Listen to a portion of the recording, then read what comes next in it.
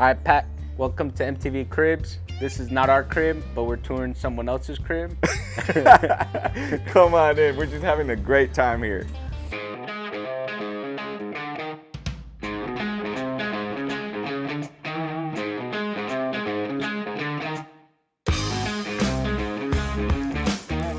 Welcome back, Pack. This is Adbil and Jared here from WolfSteel Buildings, and we got a special building. But Jared, how are you doing today? Pretty good. Pretty good? Yeah. So we're in South Texas, a little bit more on the Fredericksburg area, and we got, it's beautiful, right? Yeah, I like it. I mean, it's an all black building. Usually it's white and black, charcoal and black, but never really all black. Not really all black. And I know there's a lot of questions about having an all black building, and we're gonna talk about those. So stay tuned, because the inside is also really cool. There's a mezzanine in there. There's a spray foam with the color paint, which is gonna be all black too. So you don't wanna miss out, okay? Now before we get to that, don't forget to like, share, and subscribe. Follow us, and let's get this tour started.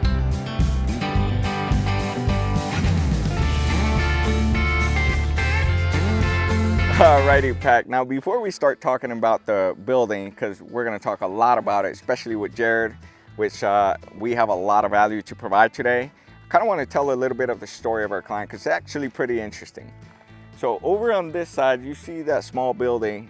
That's where our client used to run his business out of, okay? So that was just a small little shed, and he said he wanted it away from his home as much as possible, but you start somewhere. And what you're seeing now, you know, his new where he runs his business out of. So he started from the bottom and now he's here. So, and it's a beautiful building. Jared, let's talk now about the building. What size is this? Well, it's a 30 wide, 60 foot long. So it's actually pretty interesting. He did, well, at least the big doors, he did it on the side. Mm-hmm. So it's more of like a side entry. And then from there, it's 14 tall with the 312 roof pitch. 16 foot tall. 16 foot tall? 16 foot tall, okay. Yeah, and that's actually important because he does have a mezzanine, a loft in the inside, okay? Oh, yeah. And so a certain height is actually recommended. What we're gonna be talking about those specs, but he's 16 foot tall. I think the 14 foot is where you're getting is the connection point of the lean-to. Do you know what it drops to? Okay. Yeah, it's 14 and 12, and then it's a 14 by 30. So it's 14 out this way and then 30 foot long, which technically it runs the width of the main building. Of the main building. So that's actually pretty unique because we usually get a lot of lean-tos that are coming off of the side. Mm-hmm. Here, this lean-to is coming off of an end wall, or basically on the gable side. So that's definitely doable. Again, we could have done a wraparound porch. We could have done, it's very, very customizable, and especially with, this is a weld-up, red iron weld-up. So, man, it's beautiful. Now those doors are on the side, which a lot of times on our YouTube channel, I know we've been showing a lot in the front. I know someone left a comment on one of our social media accounts saying, hey, I don't see enough of having the doors on the side. And here you have it. We got 2 doors here. It's actually pretty interesting. He's got 2 doors on this side. He's got 1 door on the front end, 1 door on this front gable end, 1 door on the back gable end. And then he's got another door on the back side. And they're all see-through, they're all glass doors. So when we're inside, what you're gonna see, he loves it because he's able to just see all around his property. So, I mean, sometimes you can get just like some small windows on your overhead doors. This is just full see-through, and it's pretty cool, especially when you're in the inside. Yeah, well, it gives it a really, really nice look to where, you know, I mean, there's only so much windows that you can put into it. Kind of looks like a little weird. Mm-hmm. In this case, it's just a huge, just, you know, glass door. Glass doors. And just to give the audience the dimensions, we got the 14 by 14s. Again, we got 16 foot to the eave, so that's why there's still a little drop there. We got 10 by 10s, which are the gable ones that you're mentioning. And then the 12 by 10 must be the one in the back. Okay. What are some of the challenges with putting doors on the side, Jared? On red iron, there's really not any challenges. I mean, we have a very specific rule. Doors can't intersect with an I-beam. So you know, the spacing is 20 feet. So as long as the doors don't intersect, there's really not much challenges. As far as like if you're getting a tubular, then it starts to become a little bit more challenging where we got to space them out and plan headers around, and you know, it gets a little bit more complicated. Yeah, because when you're planning your metal building out, the side walls is your load-bearing walls. That's where the columns land. That's what's supporting the whole roof. And so with weld-ups, as Jared is mentioning, you know, we got the I-beams every 20 feet, so you can fit any door, anything there, and that's the beauty of the red iron weld-up. One of the things I wanted to mention is that having doors on the side, because of the gable, all that water is gonna fall basically right along the whole eaves. And that's the beauty of having gutters and a 2-foot overhang. Jared, talk to me. What do you think about this 2-foot overhang? Well, I like the 2-foot overhang. I think if you zoom in kind of on the downspouts, if you don't have an overhang, I mean, that's one of the advantages, obviously, is if you don't have a overhang on the downspouts, they're just kind of straight down. Doesn't really give it, I mean, it gives it a nice, really good look. But if you compare side by side a building with 2-foot overhang, where the downspout kind of bends in compared to a just straight down downspout, I mean, it's an extra level of detail there. Another thing is obviously the soffit panels and it just sticking out. I mean, it looks really good. We were talking to the customer and he was like, man, I was really happy I spent the extra money on it. It was a last minute decision. And I mean, you know, looking at it now, I mean, the building looks really, really good, but I think the 2-foot overhang gave it that extra. Ooh. Yeah. Yeah, and that 2-foot overhang is it definitely makes your building more residential. That's what the one of our clients mentioned. He's like, man, I love the 2-foot overhang. It just makes my building a lot more residential. And I know it's a little bit of extra cost. I know it takes more work because of installing that reverse PBR panel. You know, it's basically installing 2 panels on that. Yeah, I mean, it's more trim. I mean, I said it right there, the downspout, it's nice, but you know, it's a little bit more work. More work. You know, I mean, the result speaks for itself on it, for sure. Beautiful, beautiful here. Now, Jared, this is all, the colors are all black. There's not a single additional color other than the cedar posts that were used, and they're posts, they're not cedar encasement here. Yeah, it's a full post, so it's a 6x6 post, and they're every 15 feet. So we just had one down the center. And it gives, I mean, other than that, everything's black. Yeah, and that's the beauty of it, especially if you're seeing some of the drone shots from early in the morning. We arrived really early, around 8 in the morning, really early. But it was still a little darker, so the lights really made it look really nice. And those lights kind of match the accent of the cedar post. And I know you're showing a lot of dirt there. He's gonna actually spread that out, and that is actually gonna match really well with the cedar post. Yeah, I mean, it's a pretty nice brand. I like cedar post, cedar encasement. I mean, whichever route you need to go. Obviously, we have a video on, you know, if it's engineered, it pretty much always has to be encasement. When it's non-engineered, you know, you can do a post, or you can even do encasement. It just depends on what you want to do. Yeah, it's, permitting is the biggest challenge there. Here, no permits. You can do almost anything you want. No restrictions, no size limitations.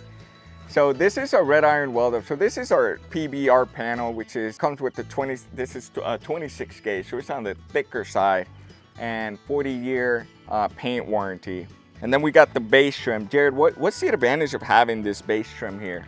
I mean, the base trim helps keep insects from kind of crawling in, because it kind of caps the R panel at the bottom on the little, I guess you could say, the ribs of the panel. I mean, there's that. Either way, if you didn't have base trim, you would still have a foam enclosure. So it's just a kind of extra level of protection.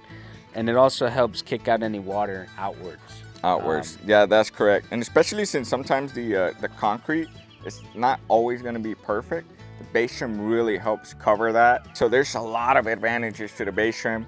I know for our red iron products, we include it, you know, automatically on all our red iron products. For tubular, I think if it's vertical, we do include it, and especially highly recommended if you're going to do horizontal for tubular. because that horizontal panel, sometimes you got to cut it. Yeah, Depends, so the height. the way it is when you're running vertical, you kind of sit your base trim first, and then you go top to bottom. You run your panel from, well, the way you're sitting it, obviously you'll sit it on the base trim and then cut off any excess, if there is any, off the top. So, but either way, that always gets trimmed out. Trimmed out and hidden. On horizontal, the problem is in order for your ribs to line up, kind of where the corners meet, you always start from top to bottom. So you don't always end on a factory cut, and you know, you got to sit it down and you cut it. And I mean, as you can use a shear, you can use a nibbler, whatever you use, it's very, very difficult to get a straight cut. So with that base trim, it helps, you know, really cover up that imperfect cut. You know, that's exactly it. If you want a perfect cut, it needs to come out of the factory like that. And that's why we match the base trim to the panel color, okay? So the base trim will match. Now, if you want a different color, you can definitely do it. And the client would, you know, you can select the color, but standard base trim is gonna match your wall panel colors. Alrighty, Pac, now let's talk about the big elephant here, because I know this is what makes also the building stand out. I mean, definitely all blacked out, definitely the 2-foot overhang, and definitely these glass doors. Jared, these are 14 by 14 glass doors, but we already mentioned all the glass doors. Talk to me. Did we bring these doors? No, so actually we just did the frame mounts for all of the big doors. We just did the frame mounts, and the customer provided his own doors and installed them himself. Well, they're beautiful though. They're really beautiful, and the whole frame, everything is all blacked out. Now we do offer glass doors as well. We do offer glass doors. I think we might even have a couple projects coming up that you might see on the channel here, where, you know, we have provided the glass doors, and then there's a couple options. In this case, these are like tinted, but they're still kind of see-through. They're a little bit reflective, but there's like one where it's like, you know, this option, or a fully reflective or a fully see-through. It's really up to your choice at that point. That makes sense. When we give you that choice on how you know, what kind of glass you want. I think there's even a color option on frame of, like, let's say instead of this being black, it's like white. Different colors. There's different colors you can do. Well, this one is beautiful, and especially one of the things I really want to mention is, I know it's beautiful, but they're going to be priced a lot more than typical standard overhead, you know, doors. And then they're also heavier. So they're heavier to install, they're heavier to transport. For that reason, the price does go a little bit more on the higher side. As far as efficiency, that's also the reason why the price is a little higher, because you have to, you know, manufacture it in a unique way to actually get energy efficiency on these type of doors. Okay, just keep that in mind. That is the reason why that, you know, if you are looking into a glass door, the price is going to be a little bit more on the higher side. But isn't it worth it? Because our client loves them. He's like, it was totally worth it. I think they look amazing. I mean, not to scare anyone off, another thing is the lead time on them can be a little hefty.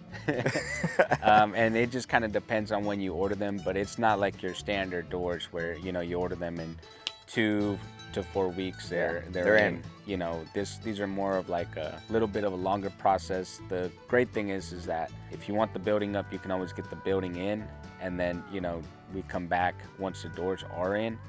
Or sometimes, you know, we can just wait to install the building until your doors are 2 to 3 weeks out. Because I know that happened with a recent client. There was a little delay in the receiving a really custom door. And so we just kind of waited a little bit. We asked the client, do you want us to build a building, or do you want to wait till the door came in? And so we waited a little bit, and we got that, you know, aligned together. I think that was a custom walk-in door. A custom walk-in door. But we have had it also happen on some overhead doors where there's, you know, the manufacturer of the door just takes forever to ship it. Or, you know, there's delays always happen, you know. Now, that's the beauty of what we do, is that we do from start to finish in the sense of grading concrete, which we did the grading, the concrete, the metal building. So a lot of times, if you have custom items though, we do, if we know, hey, this is a really long lead time, we actually order it from the initial stages rather than certain stages. So we do plan for those things as much as possible. One of the things we can't control is sometimes there can be delays that are just, you know, random from the manufacturers. Yeah, I think recently we got a call that one of our manufacturers, their panel line, not their sheet metal, but it is an overhead doors. They're retooling it, so it's like 4 to 5 weeks delay. Just you know, of a delay. Yeah, and no notice, just like, hey, we're retooling our machine. What can you do? So as you can see here, we're about to enter the lean-to, and we're going to talk about the lean-to, but I want to talk about the concrete because I love the concrete here. So you can see that a little bit, there's a little bit of a dip here, so the water is still running a little bit around the building, but the client, I know he's going to be doing like a driveway. He's going to be really controlling because he said, hey, I still get some water here, so I want to really control that. But we do have it a little bit more elevated, about from the driveway right now it's about 6 to 8 inches. And then here, this lean-to is a broom finish, but it also has a slight drop this way. It has a 2% slope out. 2% slope. That's really important, especially for lean-tos, because any water that's still falling here, you do want it to go away. And man, we painted the frame. Yeah, on the exterior here, it's a glossy black finish. Now that is an extra charge. I know it's not that much, especially for this, but there's a lot of benefits to it. First, definitely aesthetics, and then second, it also gives you an extra protection on rust. Yeah, normally it would just be like a red color, rusty primer that we would apply to it, but in this case, it's the paint. The paint. So this is about the space that you get for a 14. So enough to like kind of hang out, hanging out, cooking out. This is a good enough space. Yeah, there's some good barbecue spots. Yeah, it's barbecue spots. Alrighty guys, now before we go in the inside, I do want to share a little bit more of the B-rolls of this, the outside lighting and the fans. Because I know it's muggy right now. If I would have turned it on, it would feel really nice. I know I've been at different projects and they have these type of large fans, and they definitely, help, keep this area cooler. And then the lighting, man, please show our clients the lights that he has on the building, but as well as what he has here, because it lights up pretty nice. Yeah, I think another thing that also gave it, it's nice that everything was black on the outside, but I think just these posts, like kind of sticking out, really gave it an extra level of like, okay, that's really, really nice. Normally, if not, it would just be a regular, 4x4 black post. Black post. But, I think obviously the cedar post makes it look more aesthetically, I guess you would say, pleasing and more kind of residential. Residential in a sense that a lot of people have like cedar accents outside their house, especially like newer homes. Yep. I've seen that a lot. So I think it gives it a pretty good look. So if you're interested in having like a cedar post or cedar encasements, we definitely do offer that. We offer it for both our products, which is our tubular and our red iron models. Here is a perfect example, and like Jared's saying, it really does make this building that little extra, oomph. Also, this door, the door is very, obviously it complements the glass doors, but it's pretty solid. It's pretty solid. We didn't provide the door, but we did install it, and it's a nice little entryway into the building.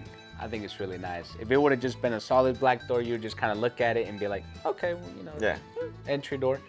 But when you're walking up to it, now it's a glass door, and you're like, okay, wow. Man, and it's a little bit on the heavier side too. But he was mentioning how this the door stop. Yep. Well, the door, I think it's called resistor or something. Like a hinge that makes it easier to open. All right, Pat, welcome to MTV Cribs. This is not our crib, but we're touring someone else's crib. Come on in, we're just having a great time here. Wow.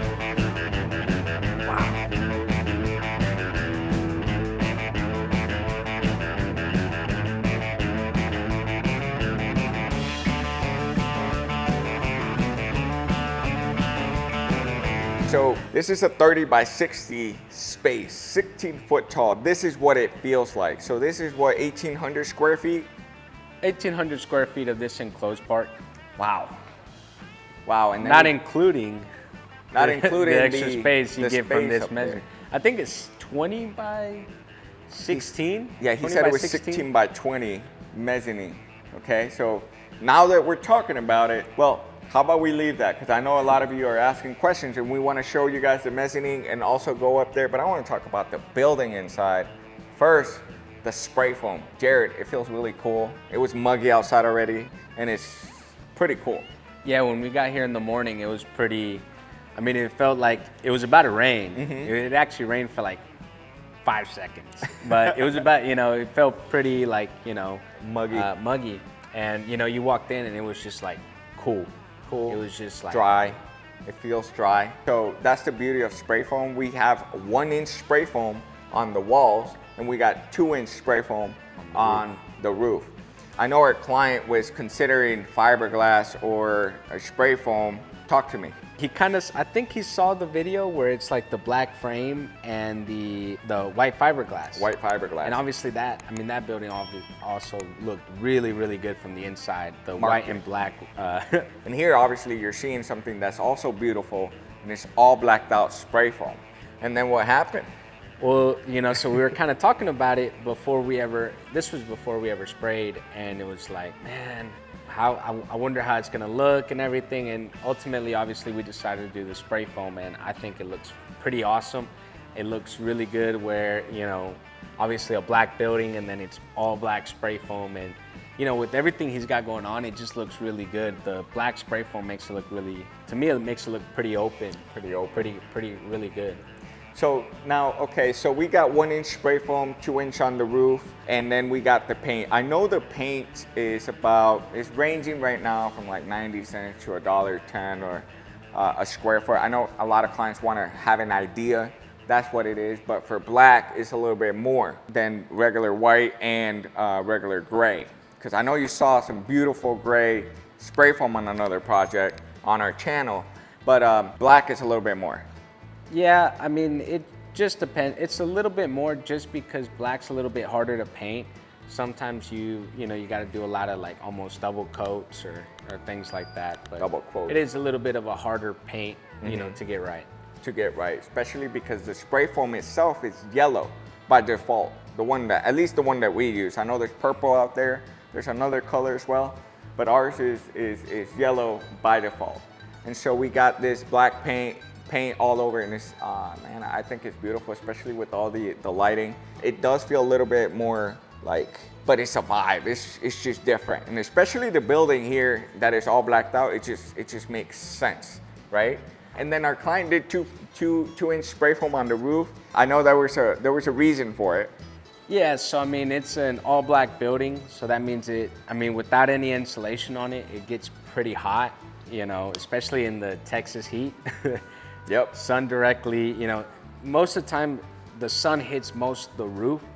So I recommended 2-inch spray foam on the roof. And then, originally it was just 1-inch all around. So we ended up doing the 2-inch spray foam on the roof, and then 1-inch on the sidewalls is, for the purpose that it's being used for, it's more than sufficient. I mean, like we said, we walked in here and it feels really nice. It feels really good. And that's the beauty of spray foam. It's just like, basically becomes like a Yeti box in here. It's just fully sealed. Now, obviously, the weakness points are definitely going to be your doors. They're definitely going to be your windows. Those are the weak points where, you can have air leakage. Air leakage, exactly. So that's the challenge with these doors, especially because you got so many doors. So having a higher R value will definitely help. And so 2-inch, 1-inch, I think it will do great. But also, if you're going to be really a lot inside, maybe even 2-inch all the way around, can just give you that ultimate performance. Yeah, I think especially, considering, like you said, your doors, your windows, your big doors is where you lose most of your air, control. But honestly, if you think about it, without them, yeah. How are you gonna get in? Yep. Windows are more of a, I guess you could say, of a luxury. Not necessarily a luxury, but without your walk-in doors, you're not walking inside your building. And especially without your bigger doors, you're not getting, you know, all this Inside out. stuff that he has in here, right? So you need those. You just need to make sure that if you really want to control your environment, to make sure they have some sort of insulation factor and they're properly sealed. So this is again, we did the concrete work, which I love the concrete, and I know it's not the most exciting part, but it's extremely done well. We got our control joints. We got all our notches for our doors where no water is seeping in. It's really good and really nice, smooth finish here. Do you know when this was poured? I think it was back in December. It was in December. I was just trying to see if you remembered. But it's actually a pretty good time because, you know, concrete, if it starts to cure really fast and it's really hot outside, that's when you start seeing a lot of more of those like smaller hairline cracks. And that's why we always recommend to water your slab. You know, keep it from getting so hot and dried out. But in this case, you know, obviously when you're pouring at times like December where it's kind of cold, you 40, know, 50 degrees. Exactly. It doesn't cure as fast, so you don't get those small hairline cracks as much. It just gives it the nice curing time. There's nothing that's really affecting this curing process. If you're looking to get like a really nice concrete work, definitely consider December, January, February, which is actually the slowest time. Usually everybody's buying metal buildings, you know, during like April going forward. So we're about to kick off into the busy season.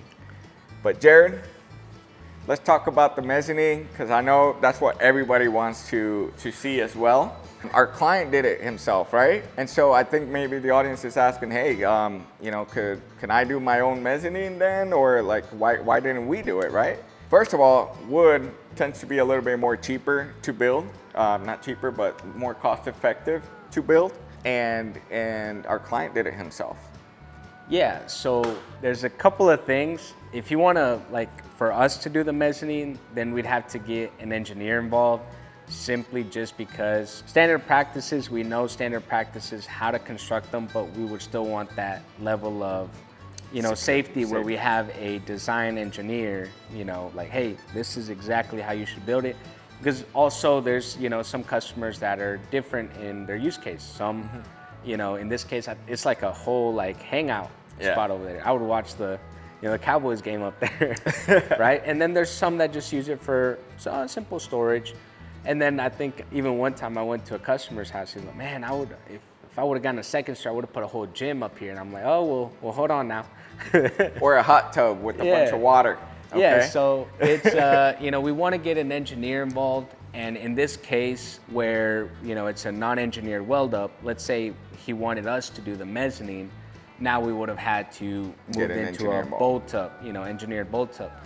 But in this case, it got him, you know, the building, and then from there it was just a self-supported mezzanine, where it didn't really tie into the building at all, so it's no problem. Yeah, and let's talk about the measurements, because I know a lot of our clients want to know, hey, like, you know, measurements. So a couple things to keep in mind. Again, this is 16 foot tall to the eaves. The pitch is, I believe, a 312 or a 412? 312, okay. So rising there, you're talking 15.3, 45 inches. You're talking about 4 feet. So when we go up there, you're gonna feel what the overhead clearance is to give you guys an insight. But right now, here, I'm about 6 foot. We're about 5'8", 5'9". Let's give it to almost 6 foot. I like to say I'm 7 feet. Just to, you know, just to. We're about the same height, so you can get the gist there. This is about 8 foot, okay? And then the joist, the floor joist he has, I think they're 2x8s, he said. So the whole floor is about a foot. So from there, you're gonna see. But that's the measurement he has. 8 foot, about a foot of a floor, and then, you wanna go up there? Yeah. Yeah, he also, don't ask me, you're gonna have to ask a wood frame guy, but. Oh, the LVL? He said, yeah, this beam right here was the main one to be able to, and he said it really helps support everything. It looks really straight. I'm not seeing a lot of flex, so pretty. And he said this LVL was like about $700, just the LVL. And then let's go. Let's check this out, guys, because I know you guys are gonna love it. Check this out, MTV. Check out the crib.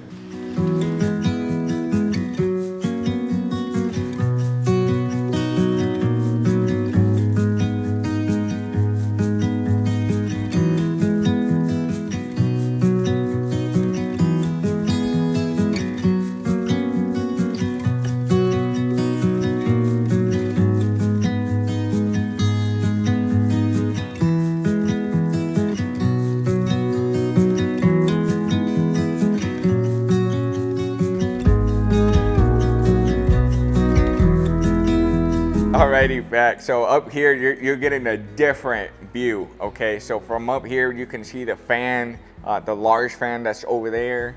I know he has a smaller fan. So again, 16 foot, we're sitting at about a 9-foot elevation here. So we still have a pretty good clearance, and especially the closer you get this way because of the pitch. And then he's got windows up there, which is, I didn't really see them from down here. But he has his windows up here for a lot more lighting, natural lighting. Yeah, you can see he's got, I mean, a pretty nice setup here. You also got to factor in how tall you are.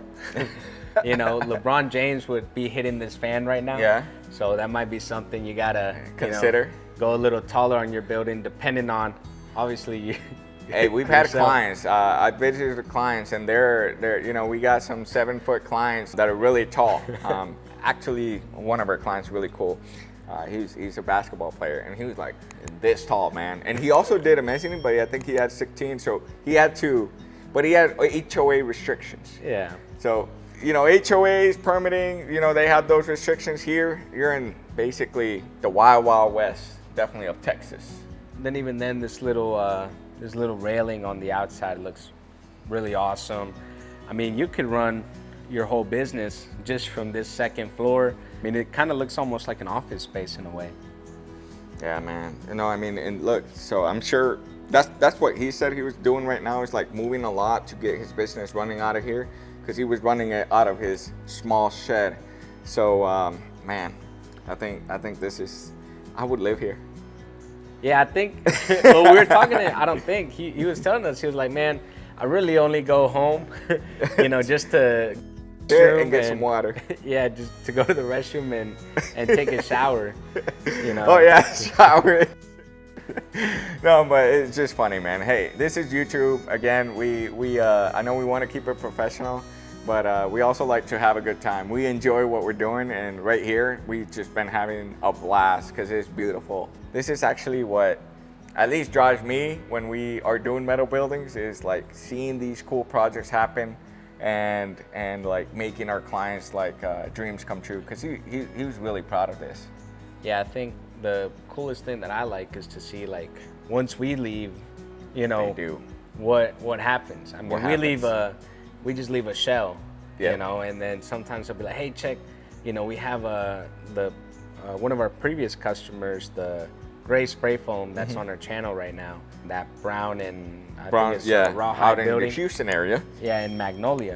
That building, he sends us like updates, like, hey, I got my plywood up. Hey, I got this up. And it's like, okay, that's pretty cool, you know. And, you know, some customers just kind of leave it as is. Some do, you know, full build outs inside, and you're like, okay. Man, that's awesome. Yeah. And actually, I know we've been getting a lot of comments on that, like, hey, you know, how do they do this, or how do they do that? So that is something that we're gonna try to get more on our channel, especially as we try to, you know, revisit some of our older clients. Like this client, we probably finished back in February or this month.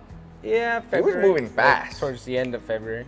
Yeah, he was moving really fast. So he's going. He did say while he was waiting for the electrician to get the work done, he's like, well, I just need to get something done. I need something to do. Need something to do. So he just started going on with doing this loft or mezzanine space.